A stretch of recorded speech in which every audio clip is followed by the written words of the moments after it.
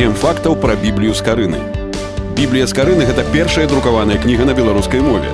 У Празе ў 1517-519 годах Скарына надрукаваў 23 кнігі Старога Запавету, а ў 1525 годзе ў Вільні 22 кнігі Новага Запавету.